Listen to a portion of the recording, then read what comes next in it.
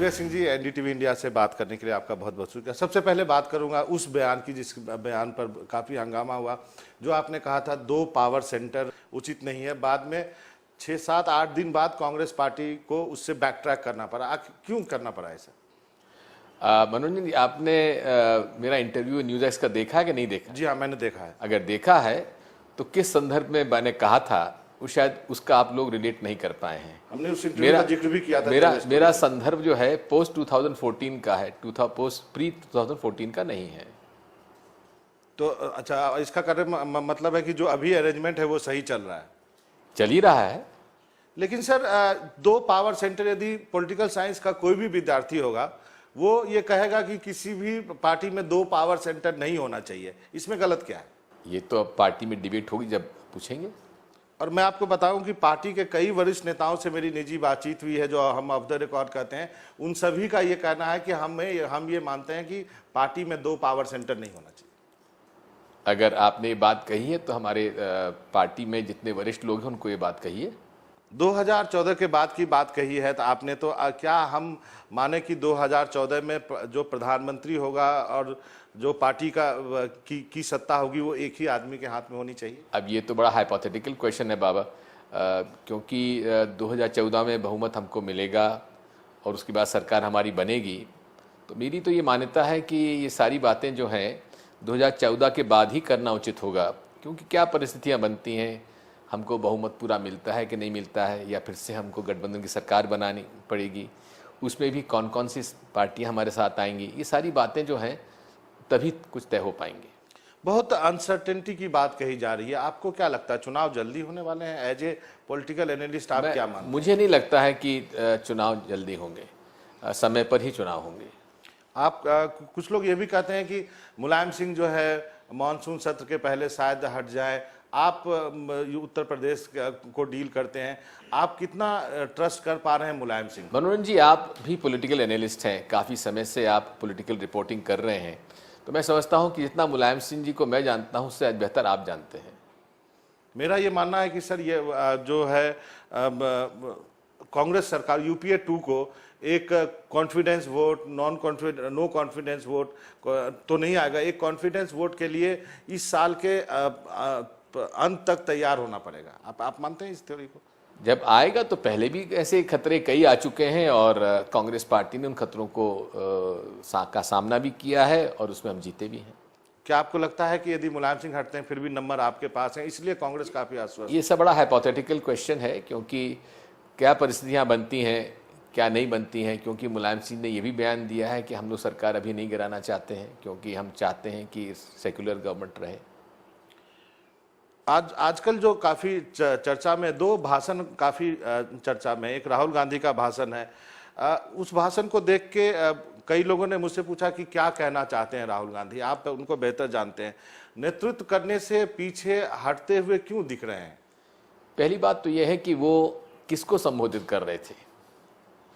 CII के annual general meeting को संबोधित कर रहे थे, और उसमें क्या देश के सामने समस्याएं हैं, देश के समस्याओं को निदान करने के लिए क्या विजन होना चाहिए, एक बहुत ही विस्तार से उन्होंने अपनी बात कही है, जो कि मूल धारणा जो कांग्रेस की शुरू से रही है, महात्मा गांधी के समय से रही है, कि सत्ता जो है दिल्ली से नहीं केंद्रित नहीं होना चाहिए, सत्ता का विकेंद्रीकरण होना चाहिए, और विकेंद्रीकृत सत्ता ही समस्याओं का निदान कर सकती है। ये उनकी मूल धारणा थी।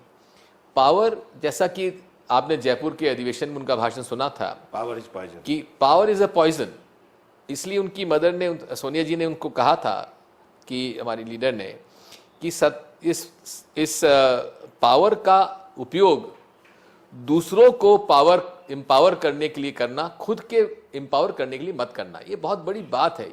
यही बुनियादी तौर पर कांग्रेस और भाजपा यानी कि संघ की विचारधारा में अंतर है। बहुत सारे लोग इस राहुल गांधी के भाषण को समझना चाहते हैं। कुछ लोगों ने कहा कि देश जानना चाहता है, लोग जानना चाहते हैं कि वो कब तक अपने आप को तैयार हो पाएंगे देश का नेतृत्व करने के लिए। एक वैक्यूम की स्थिति क्यों है? बात यह है, आप लोग केवल सत्ता तक अपने आप को सीमित रखते हैं चर्चा में। आप लोग केवल प्रधानमंत्री कौन बनेगा, जैसे कौन बनेगा करोड़पति में आपका टीआरपी बढ़ता है, उस तरह कौन बनेगा प्रधानमंत्री में आपका टीआरपी चलता है। समस्या आज हमारे सामने वो नहीं है कौन बनेगा प्रधानमंत्री, आज हमारे सामने जो समस्या है, कैसे हम लोगों की बेरोजगारी दूर करेंगे, कैसे हम लोगों की गरीबी दूर करेंगे, कैसे यहाँ का कुपोषण हम लोग कम करेंगे, कैसे हमारा ह्यूमन डेवलपमेंट इंडेक्स में हम लोग सुधार कर पाएंगे, कैसे हम लोग अधिक से अधिक ग्रोथ रेट में आगे हम लोग इसको बड़ा इकोनॉमिक रिसेशन में आगे बढ़ा पाएंगे, कैसे हम एक अच्छा वातावरण निर्मित कर पाएंगे जिससे कि न केवल फॉरेन डायरेक्ट इन्वेस्टमेंट आए लेकिन साथ में मैन्युफैक्चरिंग सेक्टर में भी हम ज़्यादा से ज़्यादा ग्रोथ बढ़ा सकें, कैसे हम लोग स्किल डेवलपमेंट के माध्यम से, जो यूपीए सरकार की बहुत बड़ी उपलब्धि है, कैसे हम उसके माध्यम से लोगों को रोजगार दे सकें, कैसे हम लोग जिस तरह से हमने राइट टू इंफॉर्मेशन दिया, राइट टू एजुकेशन दिया, राइट टू वर्क दिया, अब राइट टू फूड हम लोगों ने दिया। ये समस्या है आज हमारे सामने। समस्या ये नहीं कौन बनेगा प्रधानमंत्री, वो ज़्यादा थ्योरेटिकल नहीं है सर। क्या थ्योरेटिकल है? वो थोड़ा सा थ्योरी ज़्यादा है। किस बात में? प्रवचन नहीं, बात बुनियादी बात आप लोग मिस कर जाते हैं। ये कोई चीफ मिनिस्टर या प्राइम मिनिस्टर का भाषण नहीं था, general secretary vice president of the Congress party का भाषण था कि उनका क्या सोच है। हर देश का व्यक्ति ये जानना चाहता था कि आखिर राहुल गांधी ब्रांड है क्या, तो ब्रांड राहुल गांधी ही उसमें व्यक्त किया गया है। दूसरा भाषण जो है वो नरेंद्र मोदी का है, फिक्की में दिया, और भाषण के शुरुआत में सोशल मीडिया का शुक्रिया अदा किया। ये 14 करोड़ लोगों से आप कब जुड़ेंगे, आपकी पार्टी कब जुड़ेगी? एक बात मैं आपको बता दूं, जबकि आप हैं सोशल मीडिया। फिक्की की महिला विंग का अधिवेशन था। प्रचारक, आरएसएस के जो प्रचारक होते हैं वो शादीशुदा नहीं होते हैं।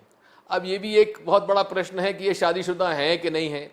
इन्होंने अपने जो फॉर्म भरते हैं ये अपना चुनाव लड़ने के लिए, उसमें भी ये गुप्त रखते हैं कि ये शादीशुदा है कि नहीं है।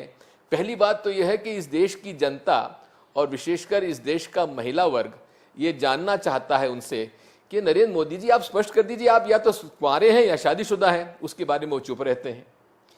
दूसरी बात यह है, वो महिलाओं कहते हैं कि महिलाएं देश की पुरुषार्थ, हम लोगों का पुरुषार्थ जागृत करें। यही अपने आप में संघ की मानसिकता का परिचायक है। कांग्रेस क्या चाहती है? हम महिला शक्ति को बढ़ाना चाहते हैं। इस देश में महिला शक्ति बढ़ाने में अगर किसी का योगदान रहा है तो कांग्रेस का योगदान रहा है। राजीव गांधी जी ने महिलाओं को आरक्षण दिया था। जितने भी महिलाओं के पक्ष में इस देश में निर्णय हुए हैं, हर कांग्रेस की राज्य सरकारों ने, केंद्र की सरकार ने किया है, भाजपा ने कुछ नहीं किया है। मैं पूछना चाहता हूं नरेंद्र मोदी जी से कि आपके यहां मेल फीमेल रेशियो आज सबसे खराब है। जितनी लिस्ट है 35 राज्यों की लिस्ट में आप 32वें नंबर पर हैं। आपके यहां महिलाओं का नंबर घट रहा है। इसका मतलब यही है कि आपके यहां जो फीमेल इन्फेंटिसाइड है उसकी घटनाएं बढ़ रही हैं। इसका आप उत्तर नहीं देते हैं और आप महिलाओं के वो बात कर रहे हैं जो एक साधारण तौर पर प्रचारक जो भाषण देता है संघ का, वो प्रचारक भाषण। हम तो चाहते हैं कि नरेंद्र मोदी खूब भाषण दें ताकि देश की जनता को मालूम तो पड़े कि रटा रटाए भाषण कितने दिन सुनेंगे। जब वो मातृत्व की बात करते हैं, जब जेसूबेन के पिज्जा की बात करते हैं, क्या आपको लगता है कि वो फिक्की ऑडिटोरियम, वो यशोदा बहन की पिज्जा का बात क्यों नहीं करते? ये यशोदा बहन कौन? उनसे पूछिए। आपको लगता है वो इस ऑडिटोरियम में भावनाओं से खेल रहे थे? कोशिश ये प्रचारक का ये भाषण इसी प्रकार का रटा रटाया भाषण होता है।